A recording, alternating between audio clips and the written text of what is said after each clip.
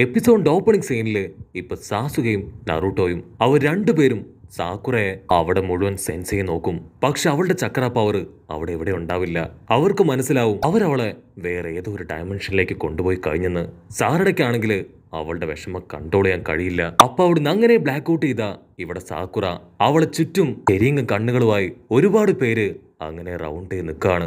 വലിയ ഷിന്നും ചെറിയ ഷിന്നും അവർക്ക് രണ്ടുപേർക്കും പരുക്ക് പറ്റി അവരാ ബെഡിൽ കിടക്കും. ഉടനെ വലിയ ഷിന്ന് അത് അവളോട് പറയും. ആ വലിയ ഷിൻ പറയും, ഞങ്ങൾക്ക് പവർ ഇല്ലാത്തതുകൊണ്ടല്ല നിന്നെ ഒന്നും ചെയ്യാത്തത്, നീ ഉച്ചിയ ക്ലാനിൽപ്പെട്ട ഒരാളല്ലാത്തതുകൊണ്ട് മാത്രമാണ്. അതിന് സാക്കുറ അവൾ ടെൻഷനായിട്ട് പറയും, എന്റെ ഹസ്ബൻഡിനും മകൾക്കും അവർക്ക് എന്തെങ്കിലും സംഭവിച്ചാ നീ വിവരം അറിയും.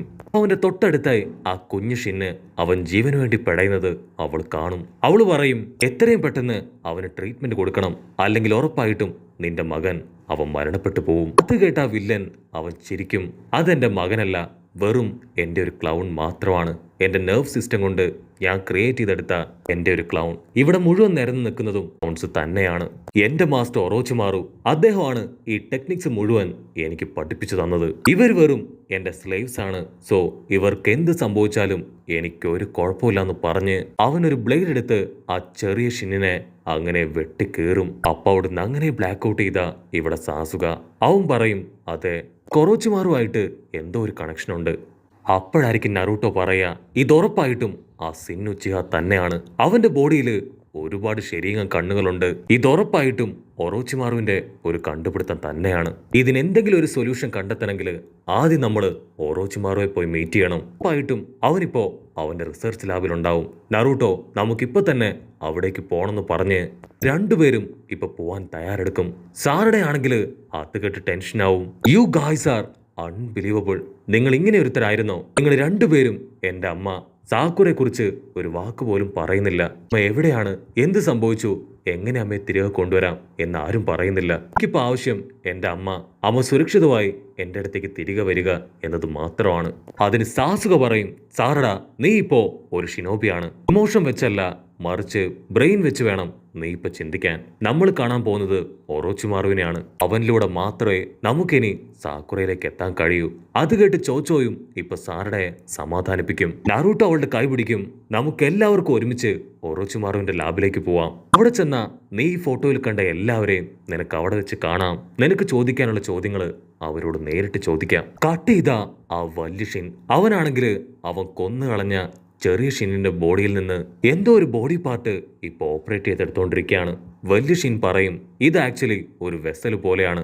എനിക്കെപ്പോ എന്ത് ഓർഗൻ ആവശ്യമായിട്ട് വരുന്നോ അപ്പൊ ഞാൻ ഇവറ്റകളെ ഓരോന്നായിട്ട് കൊന്ന് ആ ഓർഗൻ തിരികെ എടുക്കും. ഇവറ്റകളൊക്കെ വെറും വീക്ക് ജീനുകളാണ്, എന്റെ ആവശ്യങ്ങൾക്ക് വേണ്ടി മാത്രം എനിക്ക് ഉപയോഗിക്കാനുള്ളത്. ഇത് കേട്ട് സാക്കുറ അവൾ ടെൻഷനാവും. ഒരു കാരണവശാലും നീ അങ്ങനെ പറയാൻ പാടില്ല. ആക്ച്വലി ഇവരെല്ലാം തന്നെ നിന്റെ മക്കളാണ്. നിന്റെ മക്കളോടാണ് നീ ഈ ക്രൂരത കാണിക്കുന്നത്. ഒരു കാരണവശാലും ഇവരോട് ഇങ്ങനെ ചെയ്യരുത്. അവൾ എന്തൊക്കെ പറഞ്ഞിട്ടും അവൻ ഒരു കൂസലും ഉണ്ടാവില്ല. ലോകത്തില് വളരെ സെലക്റ്റഡ് ആയിട്ടുള്ള കുറച്ച് ആൾക്കാരുണ്ട്, അവർക്ക് മാത്രമേ ഇവിടെ ജീവിക്കാൻ അനുവാദമുള്ളൂ. മാത്രമല്ല എന്റെ നിയോഗം അക്കാസ്കി ടീം അവരെന്ത് ബാക്കി വെച്ചോ അത് കംപ്ലീറ്റ് ചെയ്യുക എന്നതാണ്. അവിടുന്ന് അങ്ങനെ ബ്ലാക്ക് ഔട്ട് ചെയ്ത ഇപ്പൊ നറൂട്ടോയും ടീമും അവരാണെങ്കിൽ യാമുട്ടോ സെൻസൈയുടെ അടുത്തേക്ക് വന്നിരിക്കുകയാണ്. യാമുട്ടോയ്ക്കാണെങ്കിൽ നറൂട്ടോയെ കാണുമ്പോൾ തന്നെ ഒരുപാട് സന്തോഷാവും. ഉടനെ യാമുട്ടോ പറയും, സാസുക എല്ലാ കാര്യങ്ങളും ഓൾറെഡി എന്നോട് പറഞ്ഞു കഴിഞ്ഞു. ഞാനിപ്പോ കുറച്ച് ബിസിയാണ്. ഒറോച്ചിമാറു അവൻ അകത്ത് തന്നെയുണ്ട്. നിങ്ങൾ എല്ലാവരും അകത്തേക്ക് പോയി അവനോട് സംസാരിക്കേ. അവരങ്ങനെ കുറച്ചു ദൂരം മുൻപോട്ട് പോകുമ്പോൾ തന്നെ ജൂഗോയെയും സുഗട്സുവിനെയും കാണും. ജൂഗോ ആണെങ്കിൽ ഫുൾ സ്റ്റൈലായിട്ടുണ്ടല്ലേ. താരയുടെ ഉടനെ അവളുടെ കയ്യിലുള്ള ഫോട്ടോ നോക്കും. അവൾ ഫോട്ടോയിൽ കണ്ട അതേ ആൾക്കാര് അവളുടെ മുൻപിൽ നിൽക്കുകയാണ്.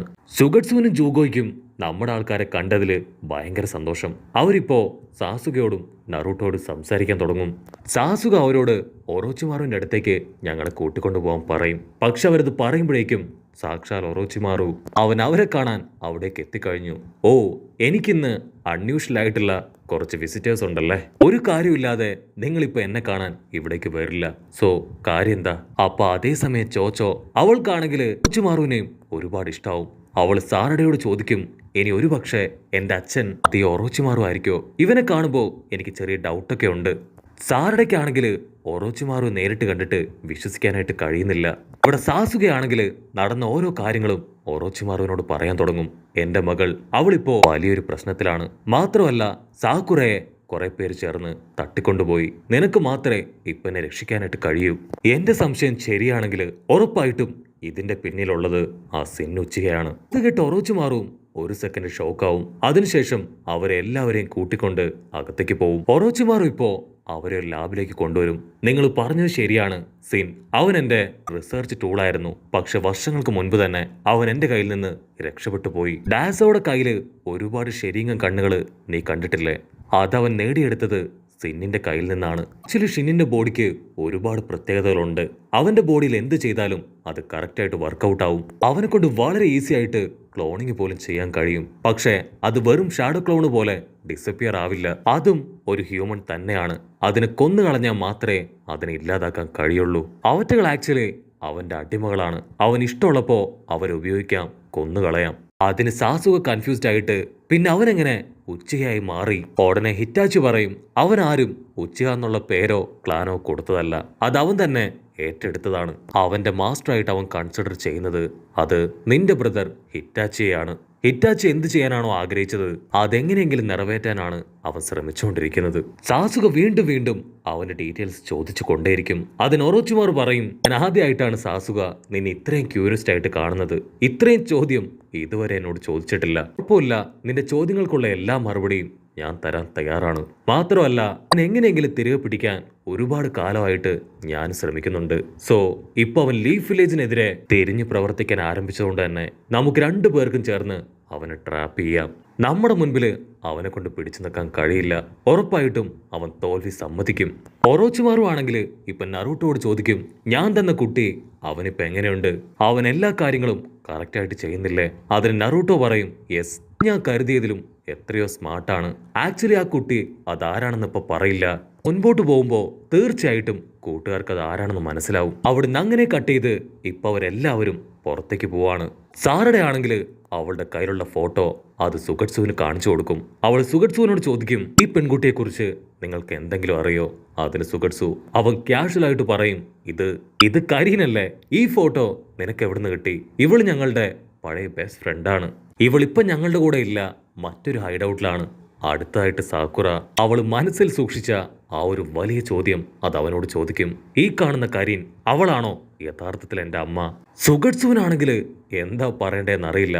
അവൻ ആ ഫോട്ടോയിലുള്ള കരീനെയും സാറയുടെയും അവർ രണ്ടുപേരെയും സൂക്ഷിച്ചു നോക്കും. ഇനി ഒരുപക്ഷെ സാസുക അവൻ പണി പറ്റിച്ചോന്ന് ചിന്തിച്ച് അങ്ങനെ നിൽക്കും. സാറയുടെ വീണ്ടും അവൾ ഒറോച്ചിമാറു പറഞ്ഞ ജനറ്റിക് ടെസ്റ്റ് അതിനെക്കുറിച്ച് സുഗട്സുവിനോട് ചോദിക്കാൻ തുടങ്ങും. ഉടനെ സുഗട്സു അവനിപ്പോ അവളുടെ നാവിൽ നിന്ന് അവളുടെ സലൈവ എടുക്കാൻ തുടങ്ങും. കരീന്റെ പഴയ ചീപ്പിൽ നിന്ന് അവളുടെ ഒരു മുടിയും അത് രണ്ടും വെച്ച് അത് കണക്ട് ആവുന്നുണ്ടോ എന്നവൻ ടെസ്റ്റ് ചെയ്യും. ഉടനെ അവൾ സംശയിച്ചതുപോലെ തന്നെ അത് രണ്ടും ഇപ്പൊ പെർഫെക്റ്റ് ആയിട്ട് മാച്ച് ആവും. ആരുടെക്കാണെങ്കിൽ അത് വിശ്വസിക്കാനാവില്ല. അവൾ ഷോക്കായിട്ട് ആ റിപ്പോർട്ടിലേക്ക് നോക്കി നിൽക്കും. അതിന് സുഗട്സു പറയും, നിന്റെ സംശയം 100% ശരിയാണ്. നീ കരീന്റെ മകളാണ്. മാത്രമല്ല നീ യൂസ് ചെയ്യുന്ന അതേ സ്പെക്സ് തന്നെയാണ് അവളും യൂസ് ചെയ്യുന്നത്. അപ്പൊ അവിടുന്ന് അങ്ങനെ സൂം ഔട്ട് ചെയ്ത നറൂട്ടോ ആണെങ്കിൽ അവർ പറയുന്നതും ചെയ്യുന്നതുമായ എല്ലാ കാര്യങ്ങളും കണ്ട് അങ്ങനെ നിൽക്കുകയാണ്. ഉടനെ സുഗട്സു അവൻ അത്രയും പറഞ്ഞ് പുറത്തേക്ക് ഓടി വരുമ്പോഴായിരിക്കും നറൂട്ടോയെ കണ്ട് ഞെട്ടുക. നറൂട്ടോ ദേഷ്യപ്പെട്ട് പറയും, നീ വീണ്ടും വീണ്ടും 8ന്റെ പണി തരാണല്ലേ? അതിന് സുഗട്സു പറയും, ഞാനല്ല, സാസുകയാണ്. അവൻ ഇങ്ങനെ ഒരു കുൽസിത പ്രവൃത്തിയിൽ ഏർപ്പെട്ടിട്ടുണ്ടാവുമെന്ന് ഞാൻ ഒരിക്കലും കരുതിയില്ല എന്ന് പറഞ്ഞ് അവൻ നടന്നു പോവും. നറൂട്ടോയ്ക്കാണെങ്കിൽ എന്തു പറഞ്ഞ് സാറയുടെ ആശ്വസിപ്പിക്കും എന്നറിയില്ല. അവൻ പതിയെ നടന്നുവെന്ന് നറൂട്ടോയ്ക്കാണെങ്കിൽ എന്തു പറഞ്ഞ് സാറയുടെ ആശ്വസിപ്പിക്കും എന്നറിയില്ല. അവൻ അങ്ങനെ നടന്നു വന്ന് അവളുടെ ഷോൾഡറിൽ കൈവെക്കും. സാറട, നമുക്ക് എത്രയും പെട്ടെന്ന് നിന്റെ അമ്മയെ കണ്ടെത്തണ്ടേ? അത് കേട്ട് അവൾ ടെൻഷനാവും. എന്നെ കൊണ്ട് പറ്റില്ല, ഏതോ ഒരു സ്ത്രീയെക്കുറിച്ച് അന്വേഷിക്കാൻ ഞാനിനി ഇല്ല. ഇത്രയും നാളും നിങ്ങൾ എല്ലാവരും ചേർന്ന് എന്നെ ഒരു മണ്ടിയാക്കായിരുന്നു. എന്റെ അമ്മയാണെന്ന് പറഞ്ഞ് ഏതോ ഒരു സ്ത്രീയുടെ കൂടെ ഇത്രയും കാലവും നിങ്ങൾ എന്നെ ചേർത്ത് വെച്ചു. സാറടയ്ക്കാണെങ്കിൽ അവളുടെ ഹാർട്ട് ബീറ്റ് കൂടിക്കൂടി വരും. ഉടനെ അവളുടെ കണ്ണ് അത് ശരീരം കണ്ണായി മാറും. നറൂട്ടോ ഒരു കണ്ണാടി എടുത്ത് അവൾക്ക് കാണിച്ചു കൊടുക്കും. അവളുടെ കണ്ണ് കണ്ട് അവള് പോലും അത്ഭുതപ്പെട്ട് നിന്നുപോവും. ഞാൻ ഇനി ഈ ഗ്രാമത്തിൽ നിൽക്കില്ല, എനിക്കിവിടെ യാതൊരു സ്ഥാനവും ഇല്ല. അതിനെ നറൂട്ടോ അവൻ അവളുടെ കൈ പിടിച്ച് പറയും, ഒരാള് ഒരിക്കലും രക്തബന്ധം മാത്രമല്ല യഥാർത്ഥ ബന്ധം. നമുക്ക് നമ്മുടെ ചുറ്റും നമ്മളെ ചേർത്ത് പിടിക്കാൻ ഒരുപാട് പേരുണ്ടാവും. നമ്മൾ അവരെ മനസ്സിലാക്കി അവരോടൊപ്പം ചേർന്ന് നിൽക്കണം. നറൂട്ടോ ഒരു സെക്കൻഡ് അവന്റെ ഫ്ലാഷ് ബാക്ക് ആലോചിക്കും. അവൻ എങ്ങനെയൊക്കെയാണ് ജീവിച്ചു വന്നത്, ആരൊക്കെയാണ് അവന്റെ കൂടെ ഉണ്ടായിരുന്നത് എന്നിങ്ങനെ എല്ലാ കാര്യങ്ങളും അവൻ ആലോചിക്കും. കട്ട് ചെയ്ത നറൂട്ടോ അവൻ സാറഡയോട് പറയും, നിനക്ക് ആവശ്യം സ്നേഹവും കരുതലുമാണ്. മറ്റാരെ കഴിഞ്ഞ് നന്നായിട്ട് ഇത്രയും കാലം സാക്കുറ അത് നിനക്ക് തന്നിരുന്നു. അത് കേട്ട് അവള് ചെറുപ്പം മുതൽ എങ്ങനെയാണ് സാക്കുറ അവളെ വളർത്തിക്കൊണ്ട് വന്നത് എന്ന് ആലോചിക്കും. സാറയുടെ ചെറുപ്പത്തിൽ എപ്പോഴും അവളുടെ പപ്പയെക്കുറിച്ച് അന്വേഷിച്ചു കൊണ്ടേയിരിക്കും. അതിന് സാക്കുറ സാസുക ചെയ്യുന്നത് പോലെ തന്നെ അവളുടെ നെറ്റിയിൽ തട്ടി അവളെ ആശ്വസിപ്പിച്ചു കൊണ്ടേയിരിക്കും. ഒരു തവണ പോലും സാറഡയുടെ മനസ്സ് അത് വേദനിക്കാനായി സാക്കുറ ഇടവരുത്തിയിട്ടില്ല. അവിടുന്ന് അങ്ങനെ ബ്ലാക്ക് ഔട്ട് ചെയ്ത ഇപ്പൊ സാറഡ അവൾക്കാണെങ്കിൽ ഒരുപാട് കുറ്റബോധം തോന്നും. എനിക്ക് എന്റെ അമ്മ സാക്കുറയെ ഒരുപാട് ഇഷ്ടമാണ്, എനിക്ക് എങ്ങനെയെങ്കിലും അമ്മയെ കണ്ടെത്തണം. അത് കേൾക്കേണ്ട താമസം നറൂട്ടോ അവളെയും കൂട്ടി ഇപ്പൊ പുറത്തേക്ക് സാസുകയുടെ അടുത്തേക്ക് വരും. ഉടനെ അവരെല്ലാവരും ചേർന്ന് ഇപ്പൊ സാക്കുറെ അന്വേഷിച്ചു പോവാൻ റെഡിയായി കഴിഞ്ഞു. സാസുക ഇപ്പോ അവന്റെ റെനിങ്ങും പവർ അത് അവേക്കൻ ചെയ്യും. കട്ട് ചെയ്ത ഇവിടെ ഷിൻ അവൻ പറയും, ഉറപ്പായിട്ടും ഞാൻ അക്കാസ്കി ടീം റീവൈവ് ചെയ്തെടുക്കും. എന്റെ കൈകൊണ്ട് തന്നെ ഞാൻ സാസുകയെ ഇല്ലാതാക്കും. അതേസമയം നമ്മുടെ ആൾക്കാര് അവർ സുസാനെ ഉപയോഗിച്ച് സാക്കുറയുടെ അടുത്തേക്ക് പറന്നു വരുന്നതോട് കൂടെ ഈ ഒരു എപ്പിസോഡും അവസാനിക്കുന്നു. എപ്പിസോഡ് ഇഷ്ടപ്പെടുകയാണെങ്കിൽ തീർച്ചയായിട്ടും ലൈക്ക് ചെയ്യാനും കമന്റ് ചെയ്യാനും ഷെയർ ചെയ്യാനും മറക്കല്ലേ. അടുത്തൊരു ഇപ്പോൾ എപ്പിസോഡുമായിട്ട് കാണുന്നവരെ it's me with Mallu episode.